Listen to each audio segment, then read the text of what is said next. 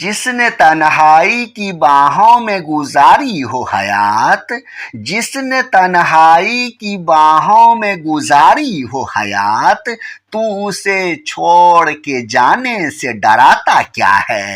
اور میری جیبوں میں محبت کے ہیں سکے، لیکن میری جیبوں میں محبت کے ہیں سکے، لیکن آج کے دور میں ان سکوں سے آتا کیا ہے؟ آداب عرض ہے دوستو، کیسے ہیں آپ لوگ؟ دوستو، پروفیسر ابن کمل سیریز کے تحت یہ تیسرا ویڈیو ہے۔ اس سے پہلے کے 2 ویڈیو میں نے داستان سے پوچھے گئے سوالات اور خطوط غالب سے پوچھے گئے سوالات کو الگ الگ ویڈیو میں تجزیہ کیا ہے، اور آج اس ویڈیو میں فراق گورکھپوری کے گل نغمہ سے جتنے بھی سوالات پوچھے گئے ہیں ان سارے سوالات کا تجزیہ ہوگا۔ تو آئیے دوستو ویڈیو کا باضابطہ آغاز کرتے ہیں۔ دوستو یہاں آگے سوالات پر فراق گورکھپوری ہے یہ، اور جتنے بھی سوالات پوچھے گئے وہ سارے ہیں یہاں پہ۔ دیکھیے میں پڑھتا ہوں فاسٹ، اور اگر کچھ لگے گا کہیں پر تو وہ میں آپ کو بتاؤں گا۔ آسان سوالات پوچھے گئے ہیں، کچھ بنیادی باتوں کو آپ کو یاد رکھنا ہے۔ اگر آپ نے بنیادی باتوں کو یاد رکھ لیا ہے تو پھر آپ کو دقت نہیں ہوگی، اور ڈیفرینشیٹ کرنا سیکھیں، کس طرح فراق جو ہے غالب سے الگ ہے، کس طرح غالب جو اقبال سے الگ ہے، کس طرح اقبال جو ہے دوسرے شاعر سے الگ ہے۔ تو یہ اگر آپ کرنا سیکھ جائیں گے تو پھر آپ کو کوئی دقت نہیں ہوگی۔ دیکھیے پہلا سوال ہے کہ اردو غزل گوئی کی روایت میں فراق گورکھپوری کی فنی اور اسلوبی، تو 2 پوائنٹ پر فوکس کیا گیا، فنی اور اسلوبی۔ تو آپ جانیں گے بھائی فنی کیا ان کے یہاں انفرادیت ہے، فنی خوبصورتی کیا ہے، اور اسلوبیاتی خوبصورتی کیا ہے، ان کا اسلوب کیسے دوسرے شاعر سے الگ ہے۔ اسلوب مطلب اسلوب اظہار، اپنے خیال کا جب شاعری میں کوئی شاعر اظہار کرتا ہے تو اس کا اسٹائل ہوتا ہے، طریقہ ہوتا ہے، ہر چیز کا طریقہ ہے دنیا میں، تو اپنے خیال کا شاعری میں اظہار کرنے کا بھی طریقہ ہے۔ تو یہ 2 چیز پر فوکس کرنے کے لیے کہا ہے۔ نمبر 2، فراق کی بیشتر شاعری عشقیہ شاعری کے ذیل میں آتی ہے۔ بالکل یہ آپ کو معلوم ہوگا کہ ان کی شاعری عشقیہ شاعری کے زمرے میں آتی ہے، زیادہ تر شاعری ساری نہیں، اور بالکل جدید طرز کی شاعری ہے، جدید طرز کی شاعری ہے۔ تشبیہ و استعارات کا بھی استعمال کرتے ہیں تو جدید انداز سے کرتے ہیں، تو یہ ان کی جو ہے خاص بات ہے، انفرادیت ہے۔ تو کہہ رہا ہے کہ بھائی عشقیہ شاعری کے زمرے میں آتی ہے یا ذیل میں آتی ہے، آپ کا کیا خیال ہے؟ مفصل جواب دیجئے، مفصل جواب کیجئے نہیں، جواب لکھیے یا جواب دیجئے۔ تو آپ کو کچھ اشعار یاد رکھنے ہیں کہ بھائی ان کی جو عشقیہ اشعار ہے، ان عشقیہ اشعار کو ایک لسٹ میں آپ رکھیں، ایک جگہ کم سے کم 4-5 آپ یاد رکھیں، پھر آپ کو دقت نہیں ہوگی۔ دیکھیے 3 نمبر، فراق کے مجموعہ کلام گل نغمہ میں ہندوستانی تہذیب کی عناصر کی نشاندہی کیجیے۔ تو آپ دیکھیں گل نغمہ میں جو ہندوستانی تہذیب و تمدن کا عنصر ملتا ہے، تو جہاں بھی ہندوستانی تہذیب و تمدن کا ذکر ہوا ہے تو آپ ان کو بیان کریے۔ ٹھیک ہے، آسان سوال ہے، بھرے پڑے ہیں ان کی کتاب گل نغمہ میں ہندوستانی تہذیب و تمدن، اور آپ کو بہت زیادہ ملے گا، ہر جگہ ملے گا، بہت سارے ہندی اور سنسکرت کے ورڈز استعمال ہوئے ہیں، تو آپ کو کوئی دقت نہیں ہوگی۔ اور ان کی رباعیوں میں بھی آپ کو ملے گا، ان کے یہاں رباعیات بھی ہے گل نغمہ میں، بہت سارے اشعار ہیں، آپ کبھی ٹیکسٹ بک کھول کے دیکھیے گا، آپ کو کوئی یہ نہیں ہوگا۔ لیکن اتفاق یہ ہوتا ہے کہ کینڈیڈیٹ گل نغمہ بک کو نہیں کھولے گا، گل نغمہ بک پر لکھی ہوئی جو بھی مطلب تنقیدی مضامین ہیں گل نغمہ بک پر، یا کہ فراق کی شاعری پر اگر کوئی تنقیدی مضامین ہے، کوئی بھی تنقیدی مضمون ہے، تو وہ لوگ ایک دوسرے سے مانگتے ہیں، خود سے نہیں جا کے پڑھیں گے، بھائی ہم اپنے آنکھ سے دیکھ لیں، تو وہ ایسا نہیں کرتے ہیں لوگ۔ تو آپ جیسا پڑھیے خود سے۔ دیکھیے فراق گورکھپوری کی شاعری کلاسیکی روایت کے ساتھ جدید ذہن کی بھی ترجمانی کرتے۔ ابھی میں نے بتایا آپ کو کہ جدید طرز کی شاعری ہے تو کلاسیکیت تو ہے ہی، اور اس کے ساتھ ساتھ جدید ذہن کی بھی ترجمانی کرتی ہے، یعنی کہ جدید طرز کی شاعری ہے، یا پھر آپ ایسے کہہ لیں کہ ایسی شاعری ہے جس کو جدید ذہن پسند کرتے ہیں۔ نمبر 5، یہ سارے یہاں دیے ہوئے ہیں، دیکھیے 2020 میں پوچھا ہے 15 مارچ کا، یہ 2019 میں 15 مارچ کا یہ سوال پوچھا ہے، ٹھیک ہے۔ تو اب 5 نمبر کا آپ دیکھیے جو کہ 2018 میں پوچھا ہے یہاں پہ، فراق کی شاعری میں جمالیاتی عناصر کی نشاندہی کریے. جمالیاتی، جمال، حسن و جمال، جمال یعنی خوبصورتی. نمبر 6، فراق ہندوستانی تہذیب کے نمائندہ شاعر ہیں، مثالیں دے کر سمجھائیے. وہی سوال ہے جو اوپر ابھی کہا گیا بھائی ہندوستانی تہذیب و تمدن، یہ سوال. تو سوال ایک ہی ہوتا ہے لیکن پوچھنے کا طریقہ الگ الگ ہوتا ہے اور الگ الگ انداز ہوتا ہے، تو اس کو بھی آپ کو سمجھنا بہت ضروری. حالانکہ یہاں پہ بہت زیادہ آسان طریقے سے سوالات پوچھے گئے ہیں. سب سے زیادہ مشکل کر کے فراق کے یہاں، ان کے یہاں سے، فائز صاحب کے یہاں سے پوچھتے ہیں سب سے زیادہ مشکل کر کے، اور غالب کے یہاں سے. یہ 2 شاعر کے یہاں سب سے زیادہ مشکل سوالات آپ کو ملیں گے. نمبر 6، فراق ہندوستانی تہذیب کے نمائندہ شاعر مثال ہو چکا ہے. نمبر 7 دیکھیے کہ فراق کے رباعیوں کے، دیکھیے رباعی سوال پوچھا، فراق کے رباعیوں کے فنی محاسن بیان کریے. حسن سے محاسن ہے تو فنی محاسن ہے. کوئی فون کر رہا ہے، جانے دیجیے. تو فنی محاسن آپ کو بیان کرنے ہیں. ڈیٹا آف کرنا بھول گیا، مطلب کہ وائی فائی بند کرنا بھول گیا تو واٹس ایپ پہ کوئی کال کر رہا ہے. نمبر 8 دیکھیے، فراق کا مجموعہ کلام گل نغمہ ان کی شاعری کی بہترین نمائندگی کرتا ہے. بالکل کرتا ہے. سب سے اچھی کتاب یا سب سے اچھا ان کا مجموعہ کلام یہی گل نغمہ ہی. اسی پہ ان کو جو ہے وہ بھی ملا ہے، بہت سارے ایوارڈ بھی ملے ہیں.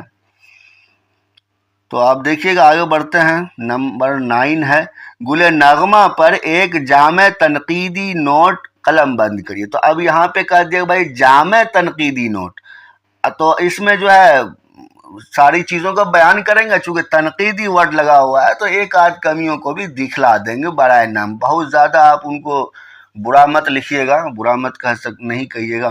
یعنی کہ ان کی شاعری میں بہت زیادہ کمیاں نکال کے نہیں آپ بتائیے، کیونکہ آپ کوئی نقاد نہیں، آپ ایک شریف آدمی جیسے سوال کا جواب لکھیے.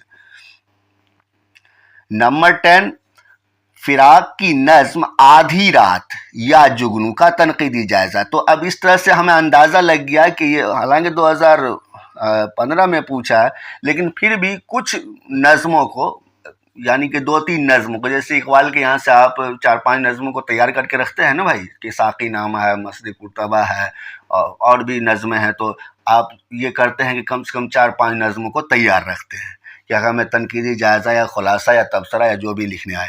تو اسی طرح سے ان کے یہاں سے بھی ہے. حالانکہ یہاں کے آپشن دیا ہوا ہے کہ یا تو آدھی رات کا کریے یا جگنو کا کریے. تو آپ ان کے یہاں سے بھی 3-4 نظموں کو، نظمیں بہت لمبی نظمیں ہیں اور نظموں کو پڑھنے میں آپ کو بہت زیادہ مزہ نہیں آئے گا.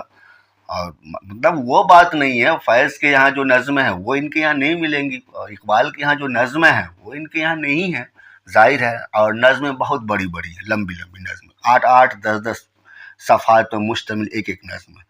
تو یہ پڑھیے گا. تو 1-2 کو آپ جو ہے نا ہلکا پھلکا دیکھ لیجئے گا، تاکہ جو ہے کبھی اگر اس طرح سوال پوچھے کسی نظم کو فوکس کر کے تو آپ لکھ پائیں. نمبر 11 دیکھیے کہ فراق گورکھپوری اردو کے جدید غزل کے بابا آدم کہے جا سکتے ہیں. آپ اس خیال سے کس حد تک متفق ہیں؟ بالکل ان کے یہاں جو ہے نا جدید غزل ہے. آپ کہیں گے جدید غزل کیا؟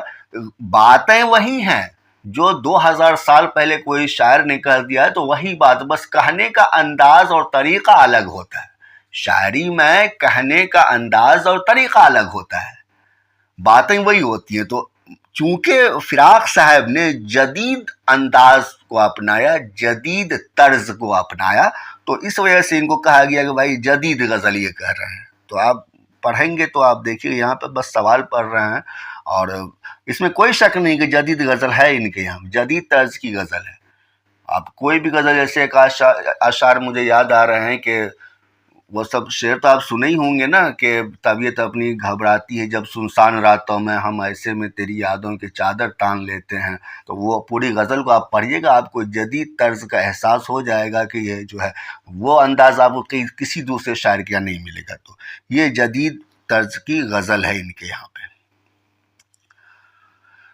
تو دیکھیے کہ 12 نمبر، फिराक की शायरी में हिंदुस्तानी तहजीब की भरपूर अक्कासी मिलती है। वही सवाल 3 बार रिपीट हो गया ये सवाल, तो अब इसको बिल्कुल तैयार करना ज़रूरी है कि फिराक की हेडिंग दे दीजिए, सवाल एज इट इज़ नोट मत करिए, हेडिंग दे दीजिए फिराक की शायरी में हिंदुस्तानी अनासिर या हिंदुस्तानी तहजीब तमद्दुन, और एक अपना नोट्स की जैसा लिख के रख लीजिए। सवाल वो घुमा फिरा करके पूछेगा, कभी स्टेटमेंट बना के पूछेगा, कभी सीधी बात करके पूछेगा, कभी के जैसे भी पूछे हिंदुस्तानी तहजीब व तमद्दुन का जिक्र किया शायरी में तो आप फौरन शुरू हो जाएं। मतलब सवाल के अकॉर्डिंग, ये नहीं कि आपका जो लिखा हुआ है उसी को छाप दें, ऐसा नहीं। वो तो आपने लिखा है कि अपने याददाश्त के लिए, कि उसमें कुछ अशार रहेंगे कि कौन कौन से अशार कहाँ कहाँ पे जो है हिंदुस्तानी तहजीब व तमद्दुन है, तो वो सारे अशार का कलेक्शन होगा आपके पास, तो वो काम आएगा आपको बयान करने में। लिखने का तो आपका खुद का अपना अंदाज होना चाहिए। किसी का नोट्स आप वहाँ पे छापे तो आप समझ लीजिए कि आपको मार्क्स बहुत कम आएगा।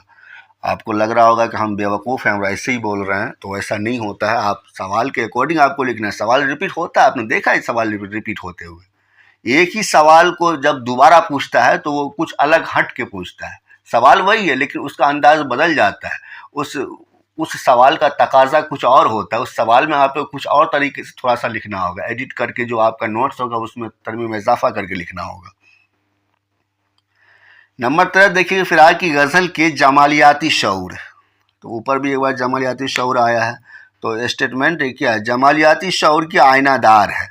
फिराक की गज़ल उनके जमालियाती शऊर की आयनादार है। तो मिसालों से वाज़ह कीजिए। तो आयनादार है मतलब कहने का इनका मतलब ये है कि फिराक की जो गज़ल है ना, तो उनकी जमालियाती शऊर की आयनादार है। जब हम फिराक की गज़ल को देखते हैं तो फिराक की गज़ल बिल्कुल एक आईने के जैसा है, जिसमें हम जब जाके देखते हैं तो फिराक का जमालियाती शऊर हमें नज़र आ जाता है। जिस तरह हम आईने के सामने जाते हैं हमें अपना चेहरा नज़र आ जाता है, उसी तरह से आप फिराक की गज़ल के सामने जाएंगे या कि मतलब कि फिराक की गज़ल को पढ़ेंगे तो आपको फिराक साहब का जमालियाती शऊर नज़र आ जाएगा। तो कहने का इसका यही मतलब है। तो आप जो है मिसालों कहाँ से लाएंगे, अशार का कलेक्शन। फिराक साहब के यहाँ से जितने भी शायर हैं सब के लिए अलग अलग टॉपिक बना के आपको तैयार करना है। यहाँ पे लिखेंगे कि भाई फिराक की शायरी में जो हिंदुस्तानी तहजीब या के जो भी, ठीक है, हिंदुस्तानी तहजीब व तमद्दुन ऐसा लिख करके और 10 अशार लिख लेंगे। वहाँ पे 10 अशार 10 लिखेंगे तभी आपको 5-7 याद रहेगा। वो लिख लेंगे। उसके बाद जमालियाती शऊर पर लिख लेंगे 5-7 अशार। उसके अलावा फिर जदीद गज़ल, जदीद मतलब तर्ज की गज़ल, तो वहाँ पे 5-7 अशार लिख लेंगे। अशार से ही आपका काम चलेगा। अशार के बगैर आप कितना भी लफाजी कर लें आपको मार्क्स भी कम आएगा और आप खुद ही आपको अच्छा नहीं लगेगा कि हम बिल्कुल वैसा बात कर रहे हैं और कोई शेर और कोई सबूत दे भी नहीं रहे। चंद सवालात बच गए। देखिए, फिराक की शायरी उर्दू की इश्किया शायरी, इश्किया शायरी का भी एक लिस्ट होना चाहिए। फिराक के यहाँ इश्किया शायरी और 10 अशार लिख के अपना सुबह शाम देखते रहेंगे और वो याद रहेगा आपको। तो फिराक की शायरी उर्दू की इश्किया शायरी का आईना है, इसका इस मौजू पर तबसरा करिए। तो बड़ा आसान सवाल, इनके इश्किया शायरी को एक जगह कलेक्शन रहेगा हमारे पास और उसी को बयान करते जाएंगे। नंबर 15, उर्दू की गज़लिया शायरी में फिराक की इनफरादियत वाज़ह कीजिए। तो गज़लिया शायरी जैसे मैंने आपको बताया कि इनके यहाँ जदीद तर्ज की गज़लें हैं, जदीद अंदाज अख्तियार किया है, नए उसलूब को इंट्रोड्यूस किया है गज़ल कहने के लिए फिराक साहब ने। तो उसी बात को यहाँ कह रहा है कि भाई उर्दू की गज़लिया शायरी में फिराक की इनफरादियत, इंडिविजुअलिटी क्या इनके मतलब इनफरादियत है वो आपको बताना है।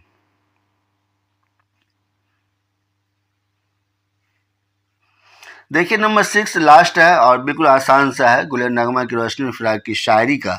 अब यहाँ सिंपल देखिए 2009 का सवाल है। उस वक्त तो जो है सीधा सीधा सवाल पूछता था, बिल्कुल आसान और सीधे अंदाज में। तो अभी भी फिराक साहब के यहाँ से सीधे अंदाज में ही सवाल पूछ रहा है।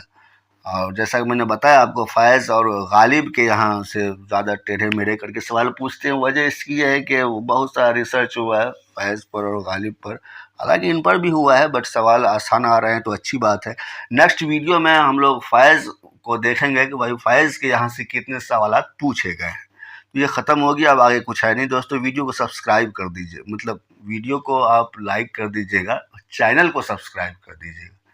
ٹھیک ہے دوستو، یہ ریکویسٹ ہے آپ سے، آپ یہ مت سمجھیے گا کہ ہمیں جو ہے بار بار کہہ رہا ہے، ہم کبھی کبھار کہتے ہیں، جب یاد اگر ہے تو بول دیے کہ ہاں بھائی چینل کو سبسکرائب کر لیجیے گا، تو آپ کو نیکسٹ ویڈیو ملے گا اس سے، اگر آپ کا اردو آپشنل ہے تو اس پر ویڈیو تو آتے ہی ہیں، تو وہ آپ کو دیکھنے بھی ملے گا، اور میں صرف سول سروس کے لیے ویڈیو بناتا ہوں، آپ دیکھتے ہی ہیں، میں کوئی ویسا اور مطلب کہ دوسرے امتحان کے لیے جو SSC یا ویسا ہوتا ہے تو نہیں بناتا ہوں۔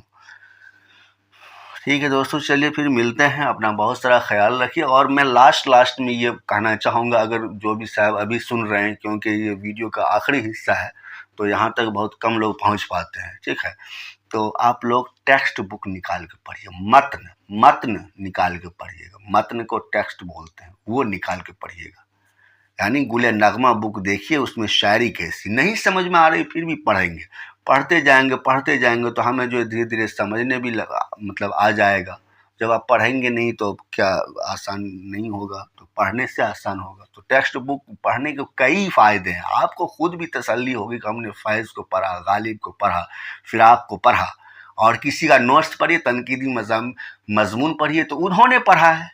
ایک ہوتا ہے کہ بھائی آپ کو کہہ دیا کہ دیکھو یہ ہے میپ اور یہاں پہ ہے مطلب US، ٹھیک ہے، تو انہوں نے کوئی آدمی US گیا، وہاں دیکھ کر کے آپ کو ساری باتیں بتایا کہ یار US میں تو ایسے ہے ویسے ہے، اور تو آپ نے سن لیا اور اسی بات کو لکھ لیا۔ ایک ہوتا ہے آپ خود جا کر کے US جا کے دیکھیں، دونوں میں فرق نہیں ہے، زمین آسمان میں فرق ہے، تو وہی بات ہے یہاں پر بھی۔ چلیے دوستو ٹھیک ہے، اپنا خیال رکھیے، اللہ حافظ۔